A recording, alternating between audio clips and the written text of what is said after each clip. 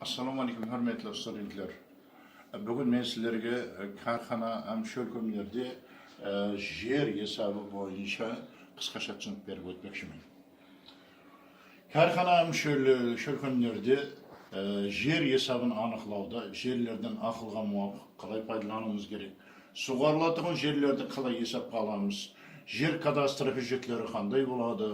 Hem o'sha jer kadastrında monitoring inventarizatsiya o'tkazilgan vaqtda dalolatnoma qalay tuziladi? Meni uzoqda men sizlarga qisqacha tushunib berib o'tmoqchiman. Yerlerden aqlga muvofiq foydalanib ularning turaqli ravishda hisobini yurituv bilan bir-birini balansli bo'lib, yer maydonlari, yer turlari bo'yicha ham avul xo'jalik yer turlari bo'yicha turaqli ravishda miqdorliq tarafdan o'zgarib turadi. O'sha o'zgarishlarni dizim tarzida hisobga olib boruv hamda natijaları belgili yer hisobi hujjatlarida yuritib boruv arnauli amaliy iloj bo'lib hisoblanadi. Avul xo'jalik korxonalarında yuritiladigan yer hisobi odatda iki turga bo'linadi. Birinchisi yerlerning miqdor hisobi, ya'ni yer turlari maydonlarining miqdori har tarafdan hisobini yurituv ham yerlerning sapa hisobi. Yani topraklardan sapa xasiyetlerinin o'zgaruvini hisobga oluv. O'zlaringizga belgili O'zbekiston Respublikasining Qalagan viloyatining Qoraqalpog'iston Respublikasining ulama yer maydonining içinde yerler kategoriyalarga bo'linadi. O'sha kategoriyalarning yerlerning maydonlari ko'pchilik joyda bir-birini o'tib maydonlari o'zgarib turadi. Misolga xalq jasov o'rinlari, aholi jasov o'rinlari. Bu da o'zgarmayli xasiyetga ega bo'lib, ko'pchilik joyda turaqli o'sib boruv xasiyetini, ayrim vaqtlari kim boruv xasiyetini. Qanday joyda o'sib boradi? Qoraqalpog'iston Respublikasida misol etib oladigan bo'lsak, xalqning sonining o'sib boruvi bilan xo'jalik bo'lgan jaslar boshqa chiqadi, proyektni ko'chalar salınadi. Meni o'shining hisobidan xalq jasov o'rinlarining maydoni o'sib boradigan bo'lsa, al ko'pchilik joyda aniqroq etib aytganda xalqning sho'listonlikdan, yarim sho'listonlikdan, ochiqlikdan xalq jasov o'rinlarına qarab, xalq jasov o'rinlaridan rayonlik qalalik o'raylarga umtiluvidan hem rayonlik qala o'raylarından paytaxtga qarab umtiluvi bu urbanizatsiya deb aytiladi. Urbanizatsiya prosesinin neticesinde bu xalqning jasov maydonlari kemikka boruvi mumkin-da. Sebebi avliq yerda o'tirganda bir qo'jalik bir necha gektar yerda elib o'tirатын bo'lsa, endi qalalik yerga kelganda 6-8 sotik, ayrim joylarda 10-12 sotik yerlarga ega bo'lishi mumkin. Ko'pchilik joylarda 4,5-6-8 sotikka joylashgan. Xalq uchun albatta bu maydonlar qisiladi. Men bu yerda xalq jasov o'rinlarini misol uchun keltirib aytib o'tiraman. Endi korxona mekemi ham shirkatlar yerlerini inventarizatsiya qilib, yer maydonlarining o'lchamini aniqlaw, foydalanuvchi huquqini beruvchi, ko'rib chiqib, shu masala iloj bo'lganligi uchun yer kadastr hujjatlari rayon yer hujjatlari xizmatini olmoqda. Bu жұмысы o'tkazuvdan maqsad yer uchastkasi o'lchamini baqlaw, hisobini aniq olib boruv ham yerlikli byudjetga yer solig'ini to'liq undiruvdan iborat. O'sha yerda aytib o'tib ketishimiz kerak, hurmatli studentlar, yerlarda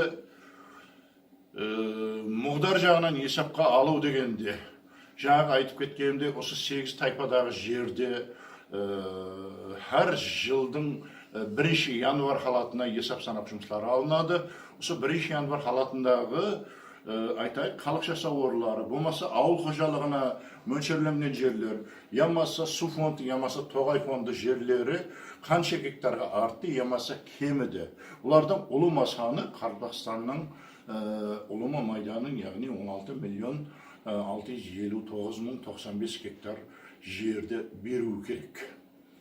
Endi men demoqchiman, bu miqdorlik jaqdan hisobga oluv, al endi sapa jag'idan hisobga oluv kerak bo'ladigan bo'lsa, bu yerlerde topraktan qunarlığın, topraktan ölge oluv, onun quramındagi oziqlik zotlarning miqdori bo'yicha есапқа алынып, топырақты сыпат мұғдар жағымен есапқа алынып, hem ortaşa hunarlık yani topraktan bonitet balı deb aytılады. Бұл 100 баллық шекарада белгіленеді. Қарақстан Республикасының ortaşa bonitet balı hazır 41,3 балл.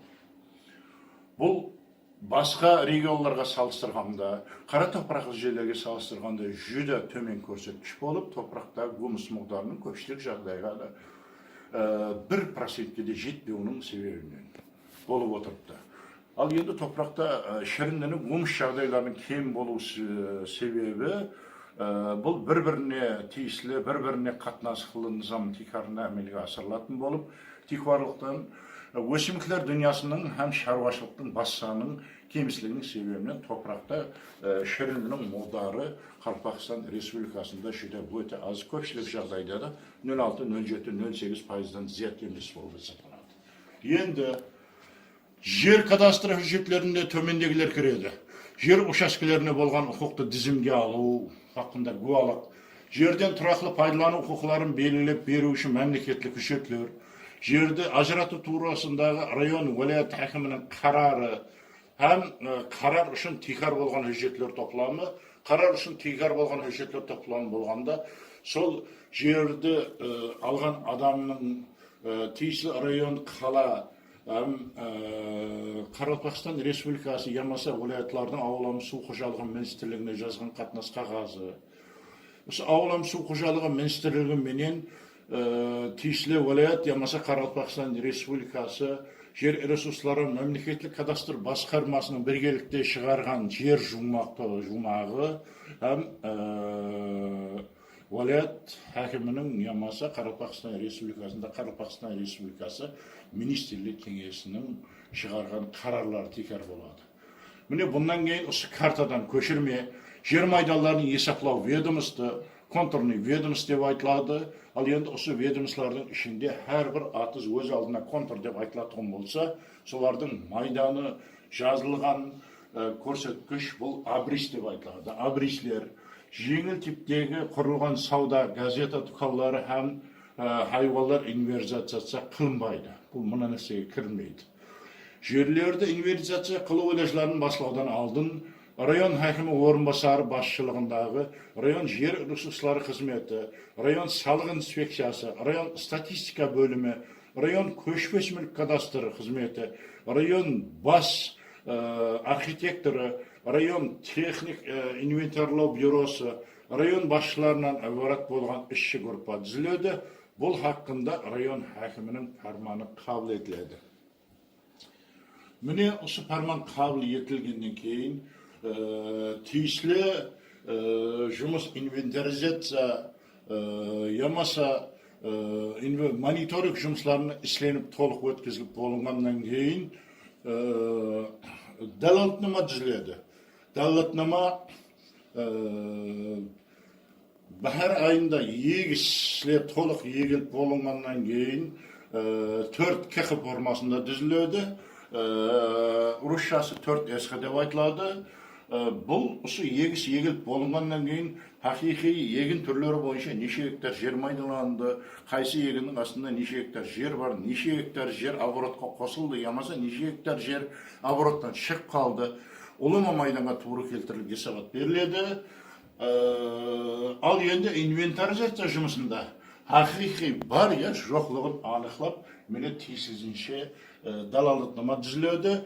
Бұл жерде жерден уәлаят районында жерден пайдаланушыда бұл hücretin анықлығына сенім білдіріп қол қойылады. Осы далалатнаманы жер геодез кадастр мемлекеттік комитет тарапынан тиісілі бұйрығына ажыратылып келген қызметкер уәкіл осы hücretке дүзуіне қатынас басшылық етіп һәм қол қояды. Жерден пайдаланушының уәкілі қол қояды. Район көрсетіледі. Өз жер кадастр қызметкерлер тиісілі бірнеше адам баса қол қояды. Һәм осы жұмыс орынланған уақыт, ай, күн, дата төменге қойылып, бұл hücret рәсмилестіреді.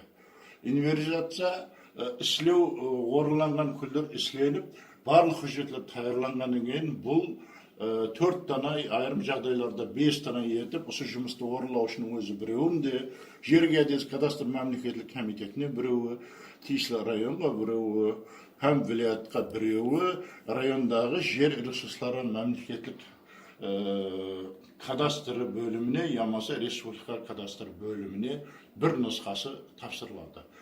Hürmetli студенттер, мен сіздерге суғарылатын жерлерді есапқа алуда, жер түрлері, олардың сапа жағдайы, ауыл қожалық егілері, терекзарлар түрлері, басқа да бөлек каналлардың суғару бойынша тәсірі һәмде суғару жүзімдері бойынша әмелге асырылуы зәрлігін, жер есабатының бірлемші элементі болып суғару учаскесі қызмет қылуын, ол тикарында бір түрдегі жер түрінің контуры болып, бір кісі суғару каналынан суғарылатығын,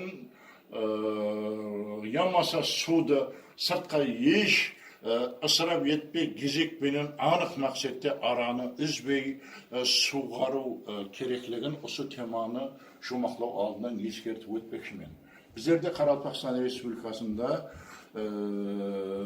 гидросооружениелердің қақсыларында, суғару деректерінің айрым жерлерінде су жүретін жерлердің едені дано деп айтылады, бетонластырылған болып, көпшілік жерлерде или табиғи халатында болғанлығы үшін сіңіп кету һәм пуланып кету бойынша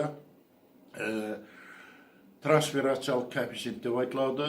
Көрсеткіштер еледе жоғары болғанлығы үшін біз өзімізге келген судың көпшілік жағдайында 55-60% ғана пайдаланамыз. Қалған жағында көпшілік сулар пулануы, жерлерге сіңіп кету, һәм жерлерде сулардан нәтижесі пайдалану бойынша испарение болып кетіп жатыр. Міне соның үшін районларда, кархана шөлкөнлерде, һәм басқа орындарда жер ясабын алғанда біз ешқандай қателікке жол қоймай, топырақ түрлеріне, каналлардың түрлеріне, ойлы биіктігіне насоспен суғарылады, ямаса табиғи өз ағысымен суғарылатығына етібар берсек, осы районлық жер ясабын дұрыс жүргізген боламыз. Hürmetli студенттер, бүгінгі темаға тиесілі мәселелерді мен сіздерге қысқаша айтып болдым. Диққатларыңыз үшін рахмет.